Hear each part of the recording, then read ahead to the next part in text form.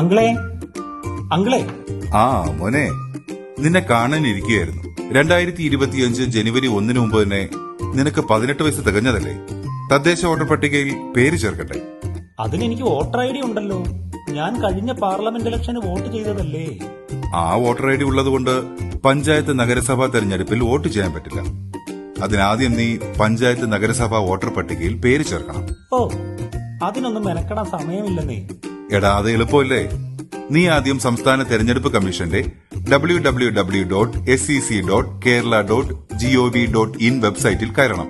Citizen registration എന്ന button click ചെയ്ത് പേരും മൊബൈൽ നമ്പരും പാസ്വേഡും നൽകി പ്രൊഫൈൽ ക്രിയേറ്റ് ചെയ്യണം.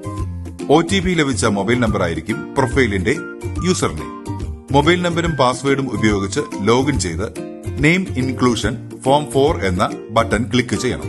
ജില്ല, പഞ്ചായത്ത്, നഗരസഭ, വാർഡ്, പോളിംഗ് സ്റ്റേഷൻ എന്നിവ തിരഞ്ഞെടുക്കണം. അതേ ഭാഗത്തിന്റെ വോട്ടർ പട്ടികയിലുള്ള നിങ്ങളുടെ കുടുംബാംഗത്തിന്റെയോ അയൽവാസിയുടെയോ ക്രമ നമ്പർ എന്റർ ചെയ്യണം. വോട്ടറുടെയും രക്ഷകർത്താവിന്റെയും വിവരങ്ങൾ രേഖപ്പെടുത്തണം. വോട്ടറുടെ ഫോട്ടോ അപ്ലോഡ് ചെയ്ത് പ്രൊസീഡ് ബട്ടൺ ക്ലിക്ക് ചെയ്യുമ്പോൾ വോട്ടർ നൽകിയ വിവരങ്ങൾ സ്ക്രീനിൽ ലഭ്യമാകും. വിവരങ്ങൾ പരിശോധിച്ചതിനു ശേഷം ശരിയാണെങ്കിൽ കൺഫേം ആപ്ലിക്കേഷൻ എന്ന ബട്ടൺ ക്ലിക്ക് ചെയ്യുക. ഇതോടെ അപേക്ഷ സമർപ്പിച്ചു കഴിഞ്ഞു.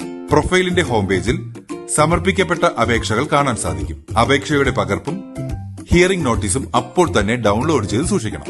ഹിയറിംഗിന് ഹാജരാകേണ്ട തീയതി ഹിയറിംഗ് നോട്ടീസിലുണ്ടാകും. ആ ദിവസം നേരിട്ടുള്ള ഹിയറിംഗിന് ഹാജരാകണം. രേഖകൾ വെരിഫൈ ചെയ്യണം. ഇത്രയേ ഉള്ളൂ. ഇത്ര എളുപ്പമാണോ? എന്നാ ഇന്ന് തന്നെ പേര് ചേർത്തേക്കാം.